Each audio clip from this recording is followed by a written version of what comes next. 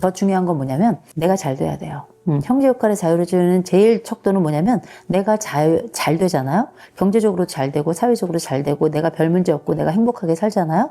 그 역할에 돌아가서 그 역할을 하려고 안달복달할 필요가 없어져요. 이거 되게 중요한 거예요. 내가 어떤 여러 컴플렉스 이슈나 아니면 가족 관계 속에서 어려움에서 해방되고 싶다 한다면 사회적으로 일단 잘 나가라. 꼭 그 말씀 드리고 싶어요. 근데 문제는 우리가 잘 나가고 싶지 않아서 안 잘 나가나요? 안 잘 나가져요. 안 잘 나가지는 이 일이 나에겐 또 두 번째, 세 번째 형제들이 만났을 때 또 컴플렉스가 되고, 그러나 기억하셔야 됩니다. 굳이 가서 내가 사회적으로 형제들 또 만나면 또 자랑질하고 막 이렇게 하거든요. 신경 쓰지 마세요. 이제 우리 다 각자 개인 성인이 돼서 우리의 삶을 살아가는 겁니다. 막 춤을 추더라도 내 춤을 추고 있다면 내 인생은 괜찮은 삶이니 형제들의 그 과거의 시선에서 벗어나고 이제 성인으로 그 사람들을 이렇게 보면서 여전히 형제들 간에 이기려고 자랑질하는 너는 참 안타깝구나 하면서 속으로 혀를 한번 끌끌 차고서 우리는 난 행복할 테니 하고 내 인생을 살면 된다.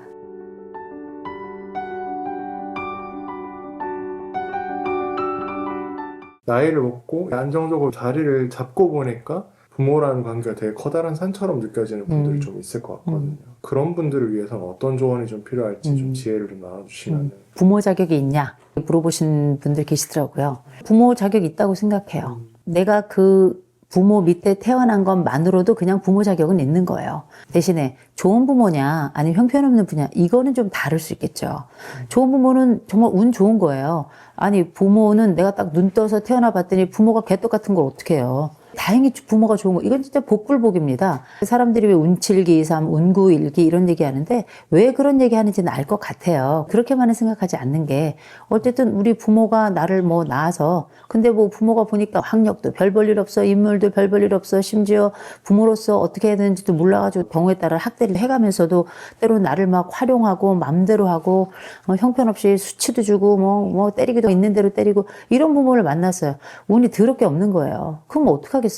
제가 살아가면서 보면 부모가 좋은 지점도 있고 안 좋은 지점도 있고 좋은 부모를 만나가지고 좀 행복하고 잘 사는 집도 있지만 부모가 좋아도 자식이 형편없이 크는 경우도 많아요. 부모가 형편없는데 자식이 훌륭하게 크는 경우도 많습니다. 이런 경우들은 왜 이렇게 생겨나는가? 인생의 여러 변수들이 부모 말고도 있다라는 거예요. 이 사람이 가지고 있는 기질적인 문제인지 성장 과정에서 다른 친구를 잘못 만나서인지 제대로 된 교육을 못 받아서인지 이런 여러 변수들이 있어서 이 사람의 최종적인 인격을 만들어가는 과정 아니겠습니까? 부모를 잘못 만나서 부모 형편없어. 그렇다고 부모 자격이 없는 건 아니에요.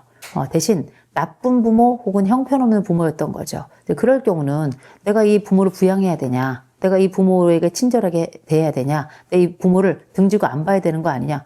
최악의 경우라면 등지고 안 봐도 된다고 생각해요. 그러나 전 이런 말씀을 드리고 싶습니다. 그건 그들이 가지고 있는 형편없음인 거고 내가 이렇게 성장하다가 뭐 교육받고 또 좋은 사람 만나고 사람의 도리라는 게 이런 거구나라는 걸 알았어. 그래서 내가 부모에게 어떤 것까지는 해야 될 것 같다라는 생각이 드는 경우들도 있습니다. 이때는 어떻게 해야 될 것인가? 그럼 어디까지 해야 되는 게 자식 노릇인가? 그럴 때 전 이런 말씀 드립니다. 부모가 너무 형편없었다면 최소한의 도리는 해라. 저는 부모에 대해서 이렇게 말씀드리고 싶어요. 그 사람들을 존경하지 못할지언정 존중은 해야 된다. 사람이잖아요. 때로는 그 사람이 나에게 상처를 입혔을지도 몰라요. 정말 뭐 부모가 막 성폭행을 하고 나를 완전히 뭐 린치를 해가면서 키우고 동시에 나의 모든 인생에 있어서 어마어마한 상처를 주어서 돌이킬 수 없는 정도에 이르렀다. 이런 경우는 이 부모를 내가 볼 수 없죠. 안 봐도 된다고 생각해요. 나의 생각만일 수도 있다는 걸 알고 있어야 돼요. 내가 볼 때 내가 굉장한 피해자고 내가 굉장히 상처 입은 자라고 생각했어. 멀리서 보니까 부모가 좀 서툴렀던 거야. 그럴 수 있잖아요. 그런데 마치 부모가 하나의 병기가 되어서 나에게 총칼을 휘두르는 것처럼 내 인생을 난자했다고 생각하는 분들이 계시거든요. 그건 어쩌면 자기의 피해의식일 수도 있다. 내가 또 정말 형편없는 부모를 만났어. 그럴 경우라도 전 이런 말씀을 드리고 싶습니다. 내가 정해놓은 이 부모에 대한 최소한의 역할은 하자. 사회적으로 정해놓은 역할이라고 말하지 않았어요. 내가 정해놓은 부모 자식 간의 최소한의 역할, 도리라고 생각하는 것까지는 하자. 부모의 장례식에 안 오는 사람들도 있어요. 부모 장례식은 가야 된다고 생각합니다. 부모가 정말 중요하고 중대한 순간을 맞은 위기의 순간이 있어요. 그럴 때는 가서 내가 생각한 최소한의 범주 내에서 역할은 할 필요가 있다. 내 부모를 위해서도 있지만 내 스스로 내가 나이 들어서 늙어 죽을 때 후회하지 않아요. 원래 모든 인간은 떠난 다음에 소중함을 알고 있는 거잖아요. 사회적으로 살아가면서 내가 이 인간은 이렇게 대접받을 자격이 없어 이렇게 생각하는 사람들도 있겠지만 내가 태어났고 그 태어나는 과정에 어쨌든 먹였고 어쨌든 나를 입혔고 나 학교 보냈고 이런 거 생각한다면 나도 내 부모에게 나를 먹였고 나를 입혔고 학교 보냈고 이 정도까지는 해야 된다고 생각을 해요. 그러면 이런 얘기 하겠죠. 내 부모가 나를 때렸으면 나도 그 부모를 때릴 수 있겠네요. 내 부모가 나를 굶겼으면 나도 내 부모 굶겨도 되겠네요. 이런 얘기 할 수 있잖아요. 그래서 사람은 교육받고 자기의 기본 인격이라는 걸 갖추는 겁니다. 그가 나를 험하게 대했다 그래서 나도 그를 험하게 대한다면 이거는 그냥 동물과 동물의 관계예요.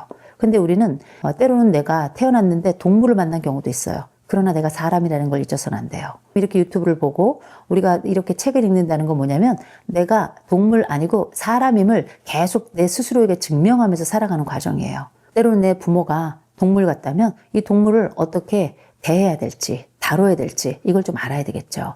인격 있는 사람은 동물 대 동물로 살아가지 않아요.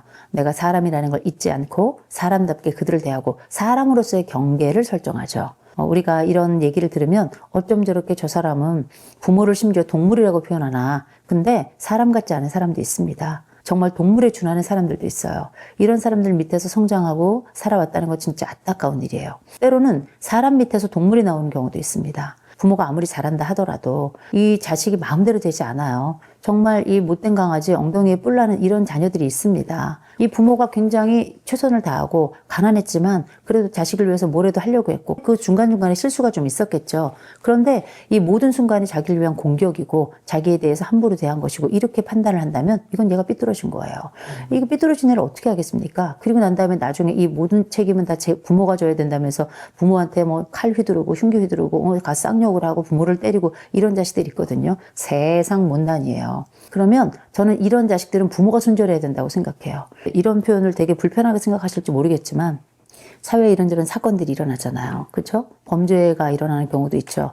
그럼 많은 분들이 자식을 어떻게 키웠길래 자식이 이 사회에서 저렇게 범죄 행위를 하느냐 하면서 그 부모에게 돌을 던지는 분들이 계세요. 물론 부모가 자식을 형편없이 키워서 그 자식이 범죄자가 된 경우도 있지만 부모는 정말 괜찮은 사람들이에요. 그런데 자식이 형편없이 범죄자가 된 경우들도 태반입니다. 이 자식이 20살 넘은 자식을 어떻게 부모가 이래라 저래라 할 수 있어? 그럼 어떻게? 자식을 붙잡아서 때려요? 죽여요? 맞지도 않고요. 부모가 자식을 죽일 수도 없는 겁니다. 그러니 이런 말씀 드려요. 안타까운 일이다. 그냥 우리는 이건 비극이다.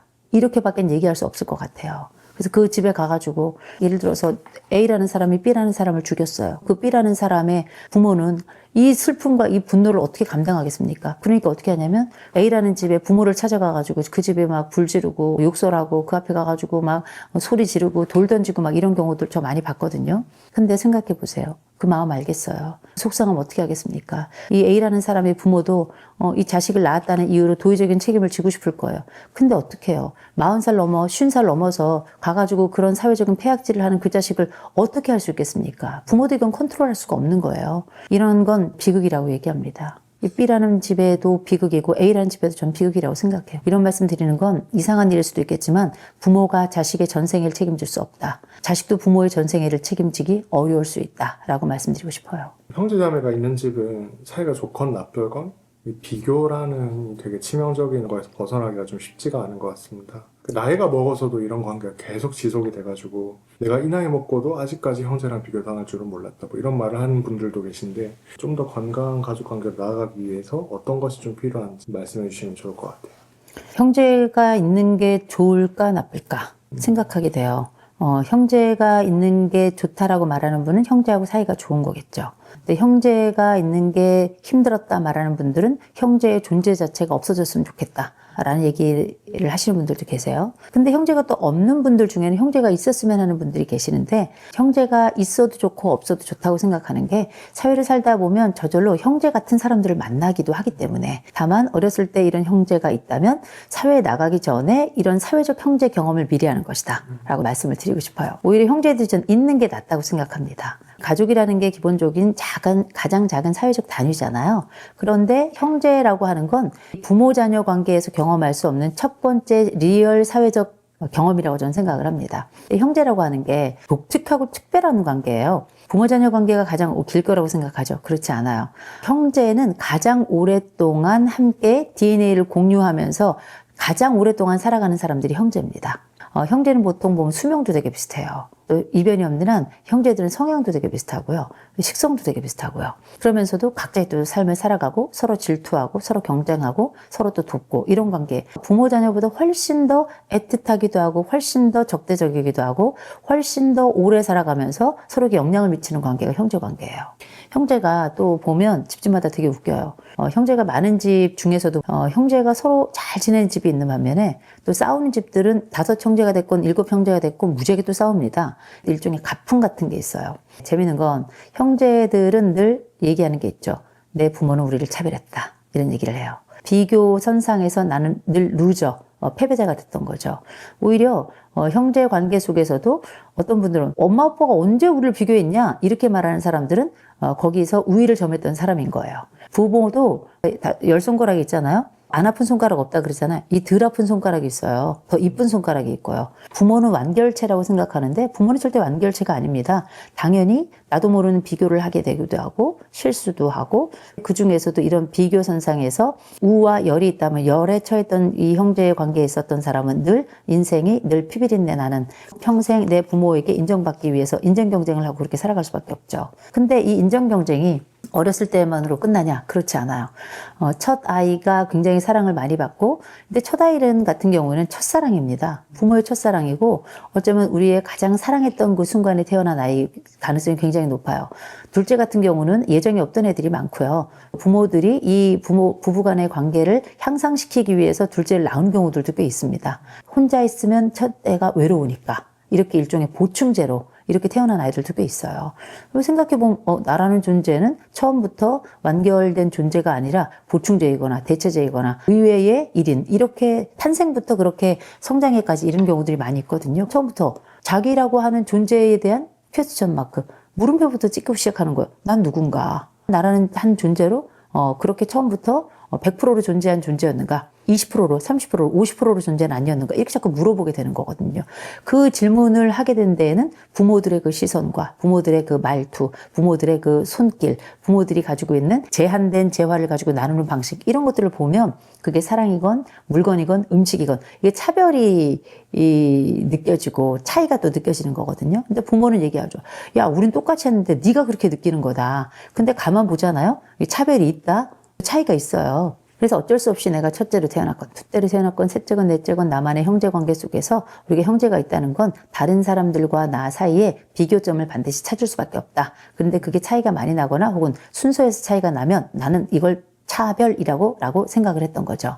어쨌든 그런 과정 속에서 성장했던 사람들이 나이가 딱 들잖아요. 마지가 마지 역할을 제대로 안 하는 순간을 딱 기다렸다가 둘째가 마지 역할을 딱 하면서 인정 욕구를 충족시키는 경우도 있고요. 그 경우에 따라 다른 형제들보다 더 열심히 또 공부하고 어쩌다 운 좋아가지고 사업이 잘 돼가지고 짜잔 하고 사회적으로 성공을 하잖아요. 그러면 나머지 형제들이 지금부터는 내가 실질적 마지인 것처럼 그렇게 다른 형제들 앞에서 이제 어깨를 쫙 펼치고 의시되는 경우들도 꽤 있고요. 잘 나가던 어떤 형제가 딱 망하잖아요. 나도 모르게 고소한 우리가 이거를 쌤통의 심리학 같은 책에 보시면 다른 친구가 안 되잖아요. 은근 고소해. 겉으로 말 안 하지만 형제가 좀 안 되잖아요. 안타까운데 은근 고소해. 왜냐면 내가 제일 잘 나가야 되거든요. 형제도 경쟁하니까. 어쨌든 이 형제라고 하는 건 평생 서로를 돌보면서 안부를 물어보기도 하고 동시에 평생 경쟁하면서 적대적이기도 한 거. 이게 바로 형제거든요. 그러니까 나이가 들어서도 내 부모는 늙어 죽을 때까지 나를 오히려 덜 챙겨주고 형을 더 챙기는 것 같은 이런 안타까움. 나이 들어가면서도 나는 평생 내 부모에게 인정받지 못해서 인정 경쟁을 하느라고 나머지 형제들보다 더 에너지를 쓰고 더 많은 노력을 하고 내 배우자는 뭐라 그러냐면 왜 당신은 우리 집을 챙기지 않고 부모님만 챙겨? 이런 얘기를 또 하면서 1중, 2중으로 욕을 먹게 되는 이런 양상들이거든요. 그럼에도 불구하고 죽을 때까지 이 인정 욕구가 충족되지 않는 경우가 굉장히 많아요. 내 인생을 살지 못하는 거죠. 인정받기 위해 살아간다는 얘기 뭐냐면 인정해주는 자의 욕구에 맞추어서 내 인생을 거기에다가 투여하는 거라는 뜻이에요. 이런 말씀을 드리고 싶어요. 어쩌면 난 평생 비교당했어. 평생 차별받고 자랐어. 난 차이라는 존재 속에서 그렇게 살아갔어 하는 사람들이 있다면 제일 먼저 살펴야 될 게 있습니다. 다행히 나는 컸어요. 내가 컸다는 걸 알아야 돼요. 이 형제 관계 속에서만 살아가는 게 아니라 내가 커서 또 다른 독립적 사회인으로 지금 살아가고 있다는 걸 기억하는 게 굉장히 중요해요.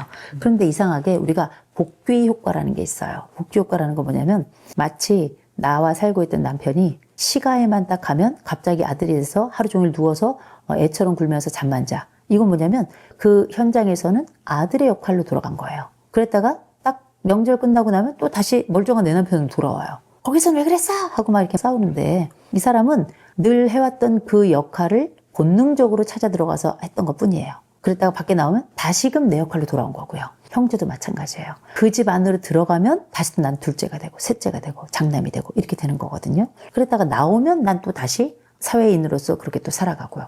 보통 그 집 안, 원래 내가 있었던 1차 환경 속으로 되돌아가면 이런 복귀 현상이 일어나면서 내가 2차적으로 형성하고 더 큰 규모로 나를 만들었던 이 역할을 잊어버리게 되는데 조망이라는 걸 해야 돼요. 내가 사회인으로서 밖에 나가서 이 역할을 하고 거기 가서는 다시금 또 둘째 역할, 셋째 역할을 할 수 있는데 이때는 어른으로서의 역할을 해야 되겠다. 성인으로서의 역할을 해야 되겠다. 둘째 역할이 아니라 그냥 한 아들로, 한 딸로 역할을 해야 되겠다. 이 생각을 하셔야 되는 게 되게 중요해요. 근데 되게 어려워요. 어렸을 때부터 우리가 그 역할에 끼워 맞춰져 있었기 때문에 다시금 그 장면에 가면 딱 다시 그 역할에서 그 자리에 가서 그 역할을 해야 될 것 같거든요. 안 해도 돼요. 우리가 해야 될 성인으로서의 역할은 딱 정해져 있거든요. 함께 식사 자리가 있다면 제 시간에 맞춰 가는 것, 그때 가서 음식을 함께 나눠서 해야 된다면 그때 내가 해야 될 거는 돈을 내는 일인지 아니면 음식을 해야 되는 일인지 함께 이야기할 때 나의 이성을 잃지 않고 너무 술 많이 마시지 않고 내가 함께하는 그 역할 중에 필요한 얘기 있다면 필요한 역할하고 그렇게 하고 오면 되는 거예요. 원래 했던 복귀라고 하는 그 자리에서 내가 늘 가졌던 어렸을 때 그 심정을 다시금 나도 모르게 무의식적으로 튀어 올라와서 그 역할을 반복하고 있는지 이것만 알아챈다면